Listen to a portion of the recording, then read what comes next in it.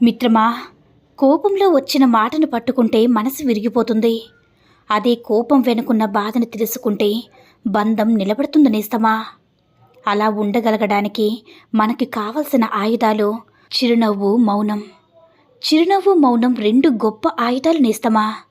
చిరునవ్వుతో చాలా సమస్యలను పరిష్కరించుకోవచ్చు. మౌనంతో చాలా సమస్యలు రాకుండా చూసుకోవచ్చు నేస్తమా. ఎవరు ఏదైనా చెబితే మొదటిగా పూర్తిగా వినాలి. వెంటనే తొందరపడకుండా నిదానంగా ఆలోచించాలి.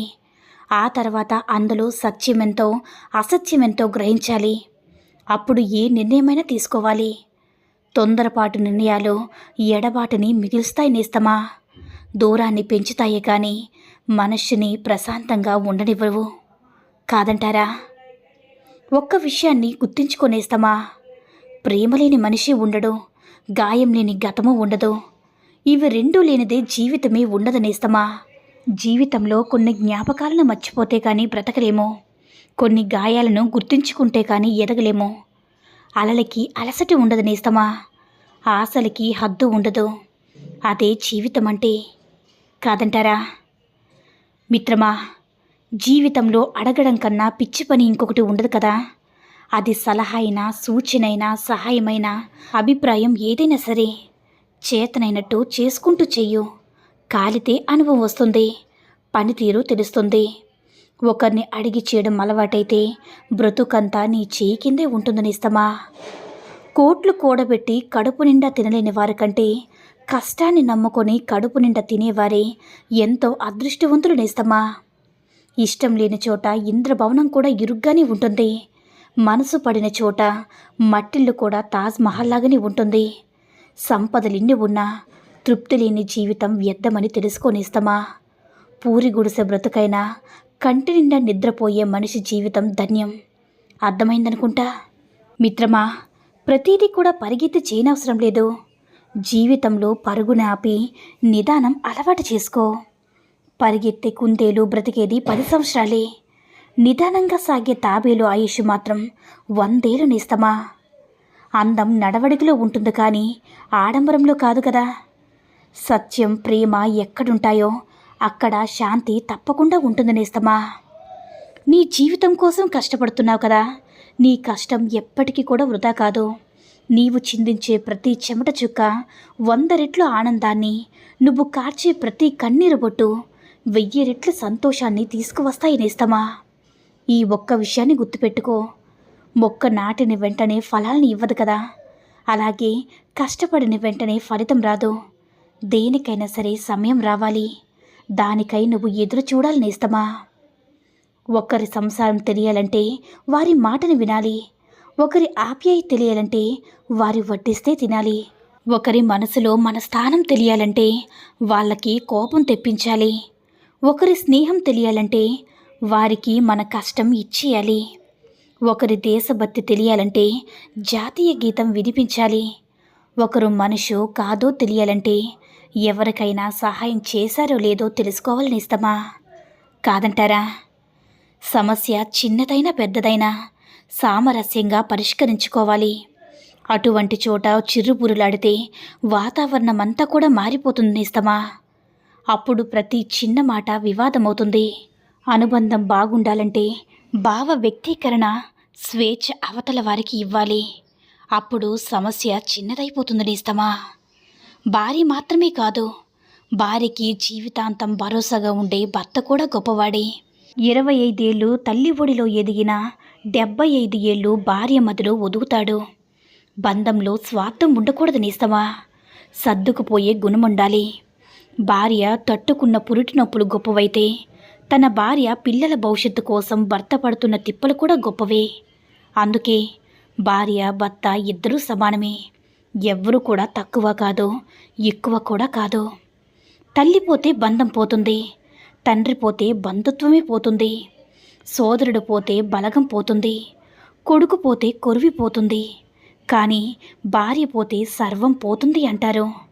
భార్య ఉన్నప్పుడే భార్య విలువ తెలుసుకుని ప్రేమగా చూసుకొనేస్తామా.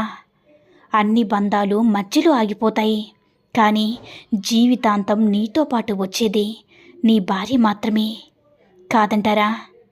కులంలో ఏముంది నేస్తమా, గుణంలో ఉండాలి కానీ.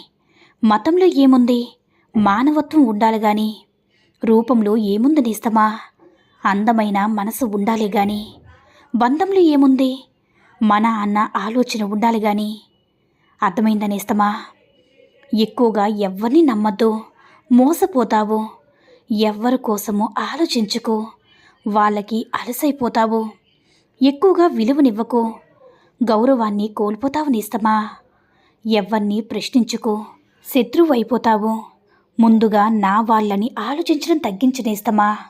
ఎవ్వరి నుంచి కూడా ఏమీ ఆశించద్దు. అప్పుడే నీ జీవితం సంతోషంగా ఆనందంగా ఉంటుంది. అర్థమైందనుకుంటా. ఒక్క విషయాన్ని గుర్తించుకునేస్తమా, గోరు పెరిగితే దాన్ని కత్తిరిస్తావే తప్ప వేలును కాదు కదా. అలానే మనస్పర్ధలు పెరిగితే నీ అహాన్ని కత్తిరించు, బంధాన్ని కాదు నేస్తమా. ఎవరు ఎంత అందమైన వేషం వేసినా కాలం వారి వారి నిజస్వరూపాలను, గుణాలను ఎప్పుడో ఒకప్పుడు ఏదో ఒక విధంగా బయటపడేలా చేస్తుంది. ఒక్క విషయాన్ని గుర్తుంచుకో మిత్రమా, నీకు విలువ లేని చోట మాట్లాడకు, ప్రేమ లేని చోట ఆశపడకు. నిన్ను నిర్లక్ష్యం చేస్తున్న వారి కోసం ఎదురుచూడక నేస్తమా. నీ ఆత్మగౌరవం పణంగా పెట్టి ప్రేమించద్దు. నిన్ను దూరంగా పెడుతున్న వారికి దగ్గరవ్వాలని చూడొద్దు. నువ్వు భారం అనుకున్న వాళ్ళతో నీ భావాల్ని పంచుకోవద్దు. నీది కానిది దేనిపైన ఎక్కువగా ఇష్టం పెంచుకోవద్దు మిత్రమా.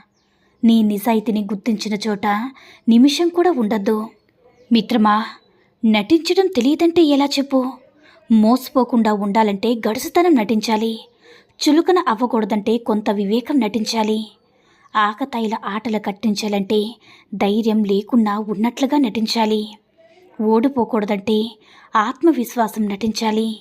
అహంకారులు నోరు ముయ్యించాలంటే కొంత పొగరు కూడా నటించాలనేస్తమా. రాజకీయ పాత్రల నడుమ జీవించాలంటే ఎంతైనా కొంత నటిస్తూ ఉండాలి. అర్థమైందనుకుంటా. వేరొకరితో శారీరక సంబంధాన్ని కొనసాగిస్తూ పెళ్లి బంధానికి సిద్ధం కాకండి. పెళ్లి బంధాన్ని కొనసాగిస్తూ అక్రమ సంబంధం పెట్టుకోకండి. మీదెలాగో తెగించే మనస్తత్వమే. ఒకరు కాకపోతే ఇంకొకరు. మధ్యలో నలిగిపోయేది మీ పిల్లలే కదా. అమ్మా నాన్నల మధ్య ఏం జరుగుతుందో తెలియక, వాళ్ళు ఎవరి దగ్గర ఉంటున్నారో, ఎందుకుంటున్నారో అర్థం కాక చాలా బాధపడతారు నేస్తమా. ఒకటి గుర్తుంచుకో మిత్రమా, కోపంలో సమాధానం చెప్పకు, సంతోషంలో వాగ్దానం చేయకు, ఒత్తిడిలో నిర్ణయాన్ని తీసుకోకు, అవసరం లేని చోట అబద్ధం చెప్పొద్దు నేస్తమా. ఎదిగే చెట్టు ఒదిగి ఉంటుంది.